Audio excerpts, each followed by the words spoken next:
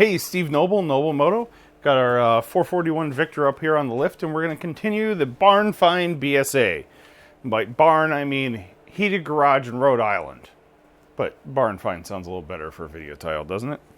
Either way, if you saw in one of the other videos, I rebuilt the carburetor on there. Got a new air filter element and stuff.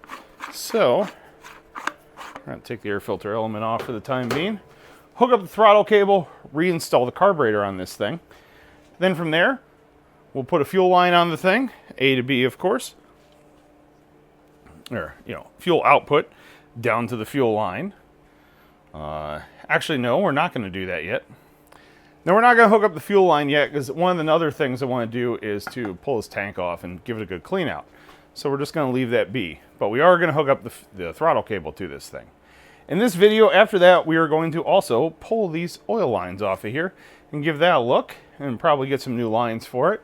And of course, we'll give the oil tank a look, take a look inside there, and go through the whole clean out of that process. So, let's move in for a closer look.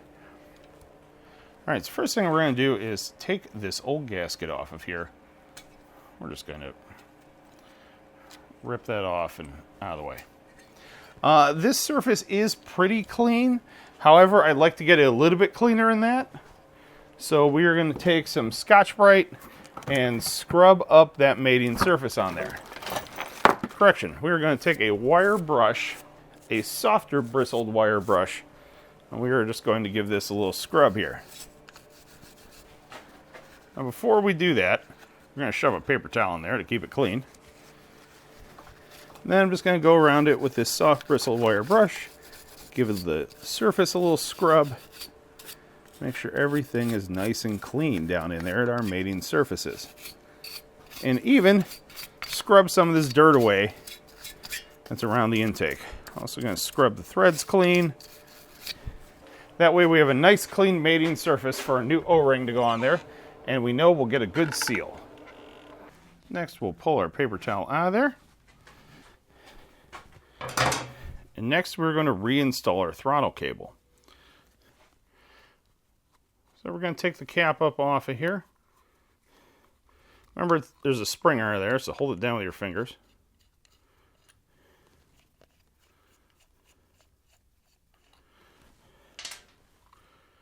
Take your spring up out of there. Cap your spring. Of course, lift your piston up out of there. Now, to reinstall all this, you need to make sure you put everything back on in the right order. Don't forget your little rubber grommet here in the end of your throttle cable. So we're going to put our throttle cable through there. Then we're going to take our spring and slide our spring on there. This is where it kind of gets tricky, because you have to hold the spring back in your hand there. Then you take this boss, first, take your clip and needle up out of there. And you take the boss that's on the end of that, while holding the spring back, push it down into the slide to where you see it pop out right there, and then move it over in the other groove and back up into it. Now before you let the spring go, take your needle with your clip on there and slide that back in place. And make sure that clip is pointed up like that.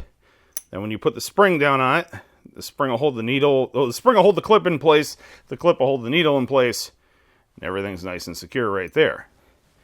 From there, you can reinstall your slide into your carburetor. Remember, it's keyed, so you can't really put it in there the wrong way. Make sure your spring is lined up with the notch here on the cap. Put the cap down on it. Start both screws in.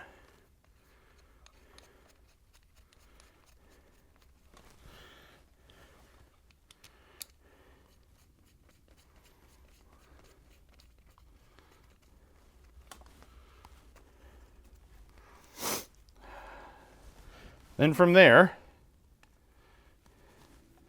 tighten that one up and tighten that one up. You don't have to kill it, just tighten it up. Make sure everything's moving as it should. Now we should be able to look in here, and as we twist our grip,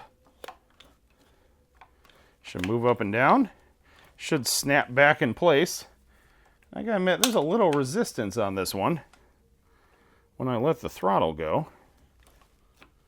Of course, I got a lot of bends in the throttle cable here, so let's try and straighten that out.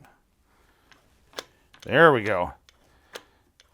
So when we run our throttle cable, you want to make sure there's no kinks in it, because that's going to make it all bind up. So next will be to reinstall the carburetor. You have the option of the gasket or the O-ring. I'm going with the O-ring. So we will slide that back in place there. And hang it on there like so. Then we're going to slide the carburetor out a little bit.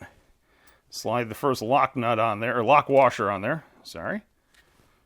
And then we're going to thread our nut on there as well. Then we're going to go to the other side and do the same. Lock washer and nut.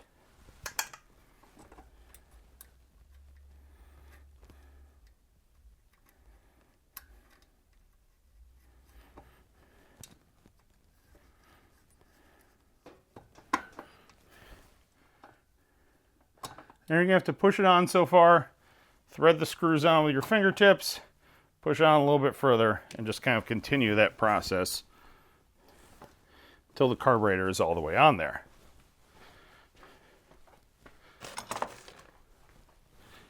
And tighten her up with your Whitworth wrenches.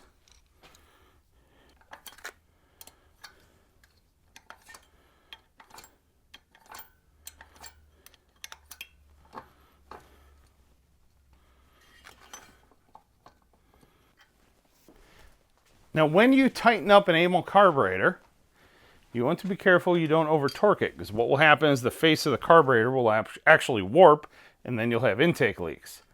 I tried to find torque spec for these online, but I couldn't find one. So, we're just going to go with tight. And what I mean by that is, remember, when you tighten up a bolt, the threads in the bolt actually stretch a little bit. That stretch is what holds tension there. So you're just going to tighten it up until you feel like that bolt is stretching a little bit. You're not trying to kill it. It's just a carburetor. It's not going anywhere. And we're going to crank them down evenly. Right when you feel that stretch is happening a little bit, stop.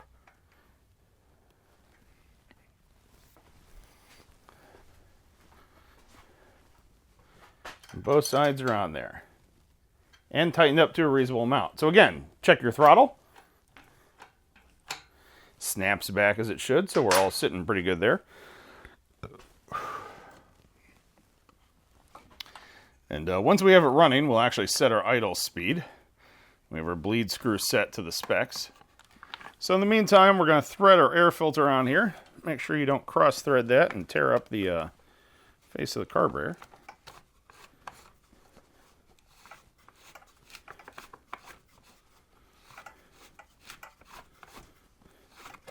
We're going to spin the air filter on here. And again, this also, you don't need to kill it. Just tighten it up a little bit and it'll be good. Those wires can go back there behind it.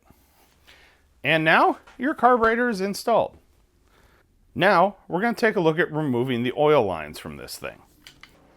So first we're going to remove this small line here. This line seems to go up to, this goes up to the top of the head. So we're going to remove that one there. It's on there with a hose clamp. Should hopefully be able to just lefty-loosey that hose clamp off of there. Then take a screwdriver up against the edge of the oil line and push backwards while pulling on the oil line. And whoop, there we go. That one's off. Next, we do the oil line that's closest to me. And I don't know which one goes to which port in the tank. Maybe it's self-explanatory once I take the tape off and look at the other end. Either way, they're coming off. And we will figure that out. So we have one that here still has a fitting on it. Whoop, still has a fitting on it right there. That's the inner one. The outer one doesn't have that giant fitting on it. So, loosen this screw up here. It should hopefully be able to push that oil line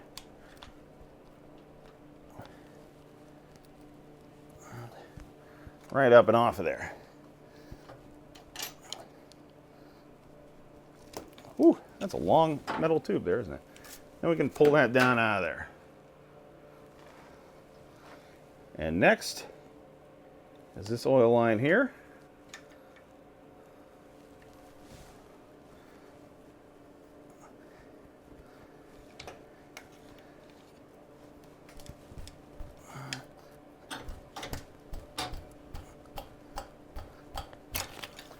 Pull that line right up and out of there too. There you have it. Now we are going to go to our British part supplier, Lowrider Customs, and get some new oil lines. Now for the upper end of this skinny line, I'm going to take this screw out of there, and then hopefully we can take this line and just push it off of there without breaking the steel line coming out of the cylinder head. And yeah.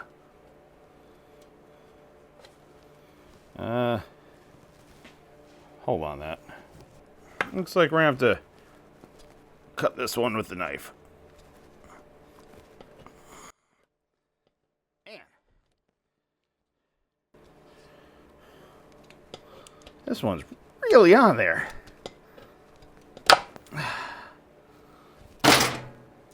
There we go. That was absurdly difficult. But there you have it.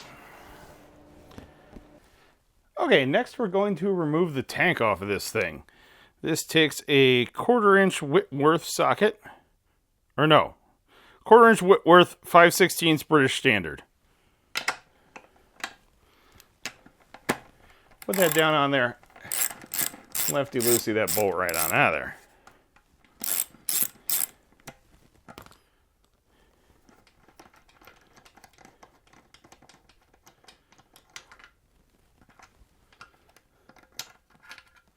There we go. Weird little nuts up and out of there. Should then be able to grab the tank and lift. There's our little tank mount. To keep track of things, we're just going to thread that right. Oh, wait. Nope, we're not going to do that yet. We're going to take the washer out of here. Then we're going to drop the washer on there and then thread the nut back on there. Now, it does slide out of there. So with that in mind, we're going to put this in our parts sorter. Now, I don't know how much you can really see, and you probably can't, but we're going to look down there with a flashlight. This thing's in really good shape. That's the nice thing about this tank being aluminum. It's less prone to corrode. Doesn't mean it won't corrode, it's just less prone to corrode. Everything's in good shape. Our rubber isolator mounts that are there on the bottom. There's one there. Whoops, there's one there. We have what looks to have been a leak here, but I'm guessing by the new fuel valve that has probably been sealed. I'll probably still take the fuel valve out of this thing just to throw a new O-ring on there to be sure, but meh, turns pretty well, and it appears to be new. So I tell you what, we're just going to leave that on there. I'd say this tank is still pretty much ready to use. Might get a new gasket for the filler cap right there, so that way gas doesn't slosh out on us, but we're sitting in pretty good shape.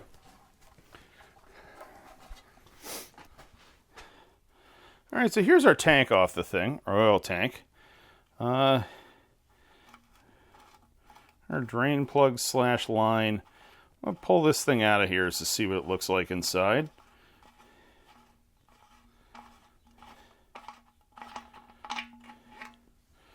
Got a pickup screen. Yeah, it's not great. It's not bad either. I don't know if you can really see up in there, but maybe I'll take the cap off.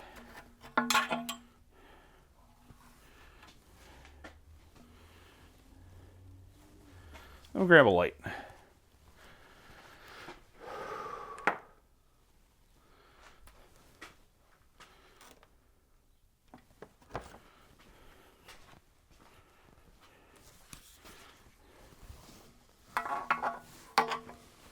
So we look down in there. It's in pretty good shape. There's a little bit of sludge and crud down in the bottom. But but overall it looks pretty good shape. I don't know how much you can actually see in there. Probably nothing at all. But even looking up from the bottom, it's in pretty good shape. However, we're still going to give it a good rinse out. So I'm going to put the plug back in the bottom of the thing, and I'm going to put a little degreaser in there. Got some AMSOIL degreaser. And put it in there and swish it around and let it sit for a few days. Swish it around again, let it sit. Swish it around again, let it sit. Yeah. Then rinse it all out of there, probably with a little bit more degreaser, and it should be pretty good to go. Our oil vent line here, right into our other vent line port, return port, I think is what that is. Yes, because this is a mount, I think.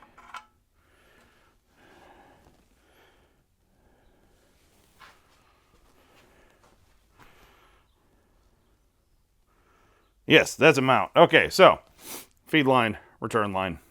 Cool. Learning as we go. So I'm going to put that port back in the bottom of it, and or that plug back in the bottom of it, and it won't completely seal, but it'll seal up better than it is. And I'll put some of the AMSOIL degreaser in there, and we'll let it sit, and we'll check on it in a few days.